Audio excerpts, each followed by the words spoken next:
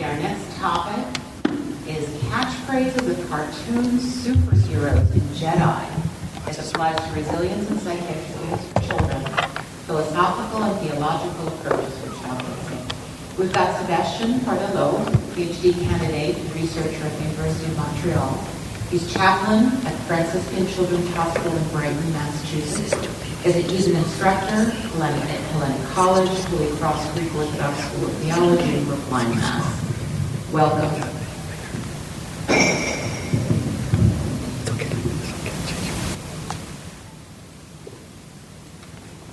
So hi, do you hear me? Yeah, great. So I'm Sebastian. So now I'm working not with patients with dementia, but with kids in the Franciscan hospital. I'm working in a unit with small kids, 5 years old to 11 years old. So I changed a little bit the topic, but the heart of this will be the same. The plan, the plan. I'll talk about the context, resilience, who can be superheroes, resilience and superheroes, resilience, children.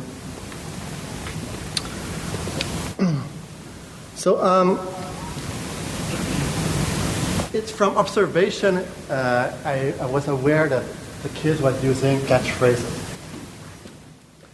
So when staff was sometimes entered a room, social workers, psychologists, so they were using catchphrases like, "It's a trap." We're changing their voice. This is Star Wars. So they were often using kind of words like that. So it's my curiosity. I asked them, why you use some catchphrases? Why you use some superheroes? Why you use some cartoon? So their context, those kids in general are stuck in the sense that the family, violent family, it can also be school, not a great school, depression, all this stuff, and they came to our hospital. I will use their imagination when I work with them. So, as we know, the father of the church, when I did my first master with Augustine, it was focusing on the culture to bring Christ. Not Christ before and the culture after. So they were using theater and what was popular in the culture. And what was popular in American culture is superheroes. They have movies, comics, T-shirt. You can go to the theater. So the chaplain will not really change the external world of the kids. We'll be more a social worker, psychologist, work to that. But we'll be more focused on the internal skills. So they use the children superheroes to express their feeling, their emotion, their sadness, their happiness, what they struggle in life, their identity. And I will argue that superheroes, they're not really there for cognitive therapy. They can help, but more on the side of philosophical, existential, and spiritual approach. So, resilience have some positive aspect and also negative. The literature often focus on the positive aspect. You can change in stressful event, positive way, reintegration, and return to normal function. Ability to return to original form. But also the negative aspect some father of the church found is that you jump from your trauma, but you forget to go in yourself what's happening. So it could be a negative aspect. So I changed a little bit the definition. I don't think we go to the normal place as we were before the trauma. So I think resilience is more a process to go toward another thing, another path, another way, another life, but not the same. So it's a process of transformation more than go back to your state that you were before the trauma.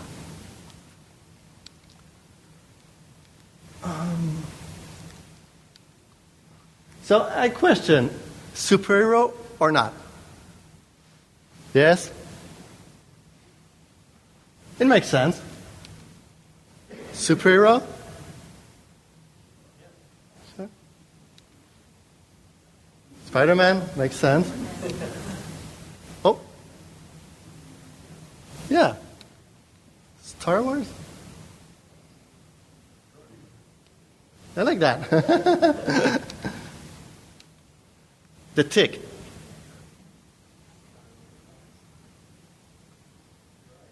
It tries, yeah. Frozen? Elsa?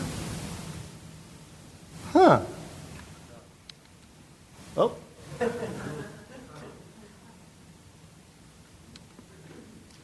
PJ Masks? Oh. This? More difficult. The classical definition of a scholar now is wearing a mask and a costume. There's a problem at the beginning. The first superhero doesn't wear a mask. It's Superman. You wear a costume. Batman's half mask, Captain America also. They're having super magical strength. Superman's flying. There's an exception, Batman, who doesn't really have superpower. He's more strong, like a person who do karate, things like that. More strong, more abilities, but he's not able to fly. So, in around 2015, maybe 2010, they were wearing masks or costume to hide their identity, to not show who they are, to protect themselves. Like policemen, some undercover policemen, they will protect themselves. They were doing that, but also they were doing that to protect their personal identity, emotion, stress, anxiety, all this stuff, or their trauma.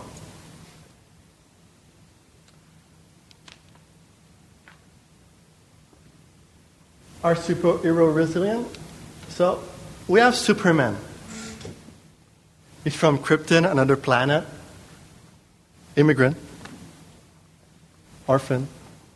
Abandoned. He knows he's from somewhere. He has some strong value, moral. So this orphan, abandoned, that's what the kids, most of the kids in psychiatric unit have. There are also values and moral. Batman, Bruce Wayne, is a normal kid at 7 years old. Parents murder, trauma, changes his life. He's smart, intelligent, but he's keep anger, madness, even if he's superhero. He's always remembers trauma. Even if he's going forward, even if he's transform his life. So resilient is not something, it's important, but it's not like a beauty, something, you always struggle. So the kids can relate with Batman. Say, oh. Also, it's not like Superman, it's not flying or doing ice like Elsa and Frozen. Doesn't really have power, so they can relate. To, okay, he's like me. This guy is kind of like me. Hulk, his violent parents. His father was beating him. Her mother murdered 8 years old. We have some kids that are murdered or die, murder also, parents. This is a powerful thing. So he has anger, frustration, violence, destroying things. For example, building. When they want to save a person, they will destroy a lot of buildings. So kids come also with this kind of anger, frustration. They enter in the room, they will destroy all that stuff. They can relate to how also. Paw Patrol.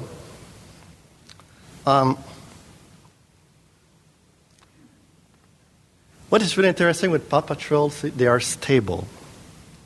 In general, their emotion are stable. They can have a little bit of sadness, can have a bit of joy, but it's really kind of stable. Not like the other superhero. We'll see later why.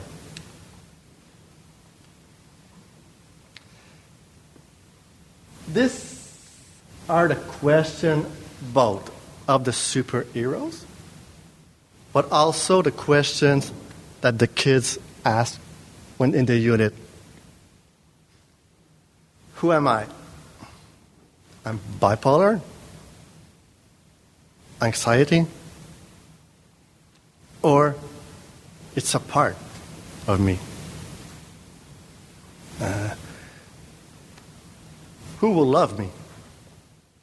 I have no parents. They abandoned me. Or they pass away. They've been killed, drug deal, things like that. Who I like to be? I don't know who I can trust. Staff? Yeah, maybe not. Can I trust life? Not only person, in general life.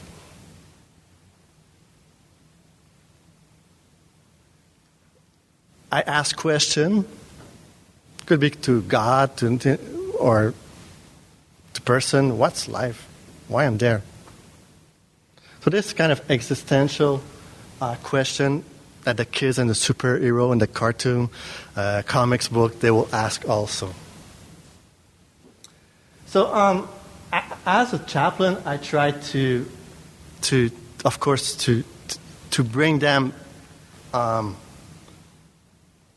course, to have resilience, but to bring in to the spirituality, as I defined a few years ago in a paper, as a mystery.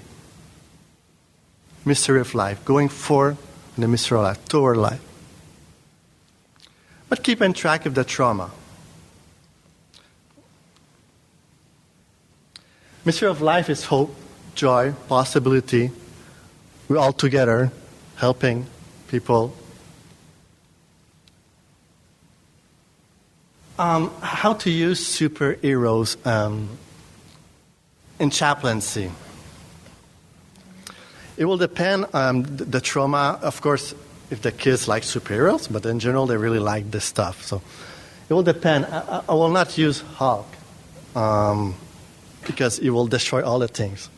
Of course, it will save the person there, but but we can use it if we can to explain, to do a parallel with what the kids doing in the room, destroying things like that. I will use it's what the older unit, I remember, and it was 18 years old. So I work in 2 units with the old, younger one most of the time. Sometimes I go to the other unit. And the guy, 18 years old, said, do you want to watch a movie? I said, yeah, okay. You put Paw Patrol. I didn't really say something. I said, okay, this is my kids' stuff. They're 4, 6 years old. It's cool, okay. So at the end, I said, why do you watch Paw Patrol and not like, we have Star Wars, superheroes, we have other movies. And he said, they are stable, Paw Patrol. I need that now. I had a big trauma. It's a safe place for me to be resilient, to go forward. They're stable. But he said to me, if I use Batman or even Yoda, Star Wars, sometimes we don't know which side they will go. Dark side, light side, beautiful side, dark side. Sometimes Batman have depression, sadness. So we never know which side. So they can flip both sides. I use also superheroes in Lego. This is amazing. We have a box of Lego. The hospital have a box of Lego. It's a possibility for them to express their trauma, but also with the blocks to change their identity with playing with the blocks. So this is me now, but I could change this block for this one. I can transform my life in changing blocks and mixing superhero, create another one. So yeah, I use comics, movie, series. Conclusion. What the kids say, they could be me, those superheroes. Where I am coming from, both the kids in general and the superhero, same feeling, abandoned, orphaned, bullied at school, economic limitation, the kids have that also. Mother, father murdered, same as the kid have. Violent families, sexual abuse, physical abuse, superhero also. What I am, they don't have they don't only have trauma. They're beautiful, they're smart guys, smart kids, they're kind, intelligent, generous, creative. I will say genius in art, music, all this kind of things. So where I'm going, giving hope and vision for the future. So Chaplain tried to bring them to another vision for a future, trying to build a future. Future with hope, joy, and they have the desire to change the world and their life also. And to be a superhero, I will finish with that. We all have, I will say, the power to be a superhero. If we forget the side of flying, all this stuff, Superman, changing a life could be a smile. Kids said that to me. Oh, thank you for a smile. You changed my day. Oh. Simple things. You drive your car and you let a person pass in front of you. You don't know. Maybe you save a life. Maybe he's going to his home and his kid is sick. You have to bring him to the hospital. You never know. Small things like that. So be a superhero with the kids and all the people you love. Thank you.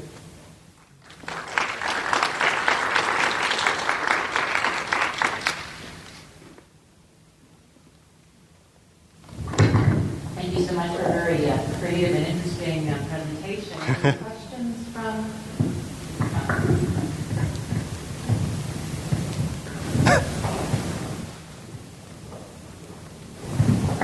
Thank you for a very interesting talk. Thank you. I'm Steve Harris, a psychologist.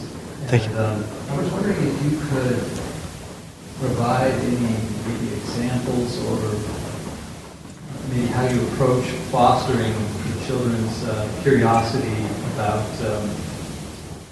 what's your word? About mystery, to think about mystery in life. Yeah, this is a good question. First of all, at the beginning, I stay with their story. After that, I try to find some space in their story or in the general life, what's happening, something that we cannot grasp. But we go toward the mystery. So in this sense,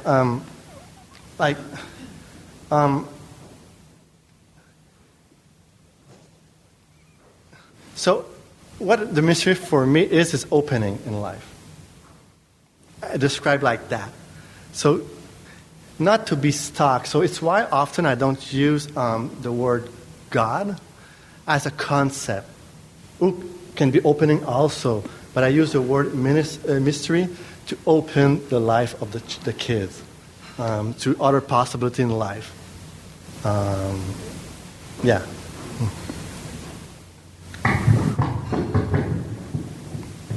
Anyone else with a question or comment?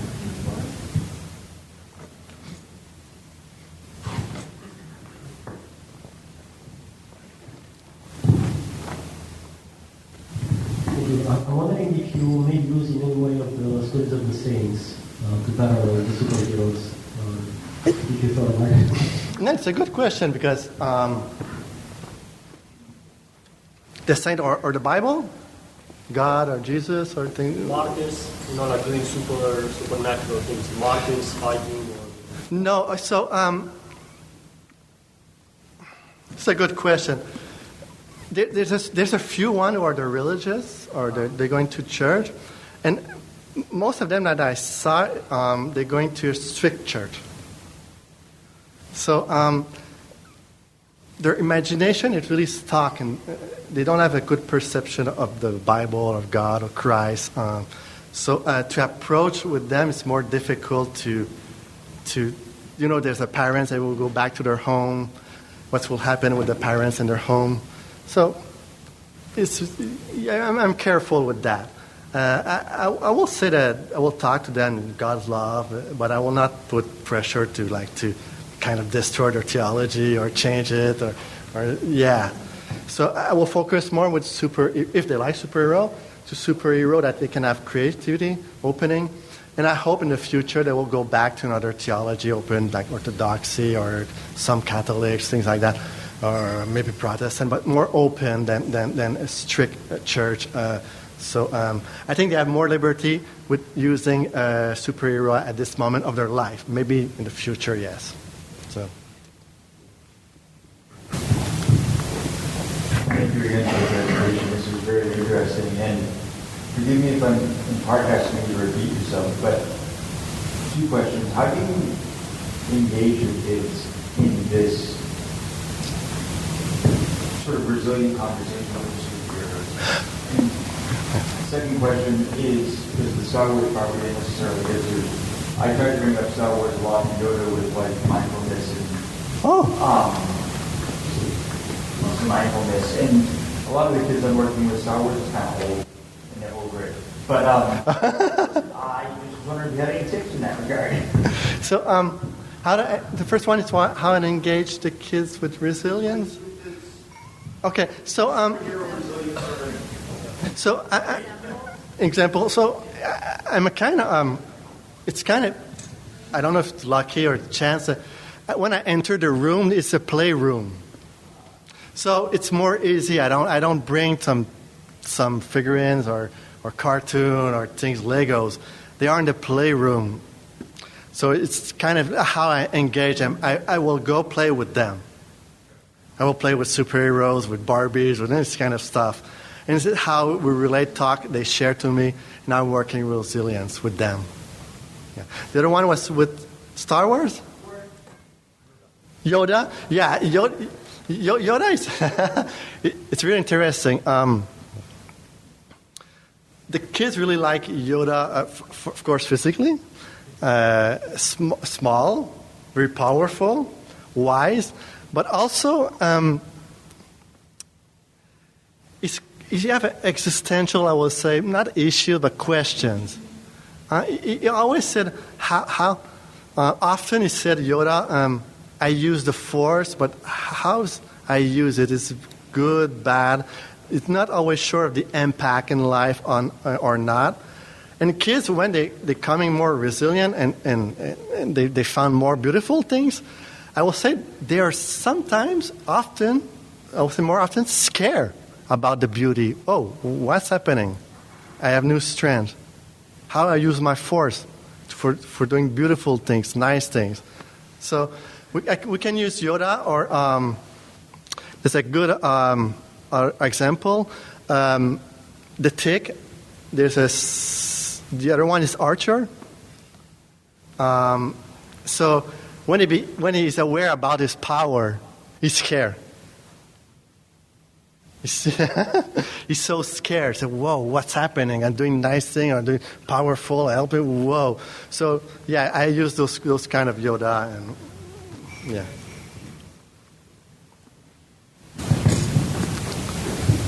I have two questions or comments. Maybe you can comment on that. One was, am I hearing right that part of the difficulty is that as they're in the hospital and they're really little, you want to work only with their point of reference as they're going back to their parents, and that not to bring a clash or conflict as they go back to their family? Yeah. I don't want to bring a clash or more problem with their family. Most of the time they go back. And after that, they have some skills or resilience. I said, I don't want to go back. Again, my dad would drink or things like that. So the theological point, I'm more like picky to bring another conception. And the other, there's a question, is it possible to give me an example or two where you actually do an intervention and what would that look like? Okay, so you're playing with them, what happens? I think I'm really curious about that. The one I think with Paw Patrol was case example. So from the movie, he was identifying himself with the Paw Patrol's dogs. The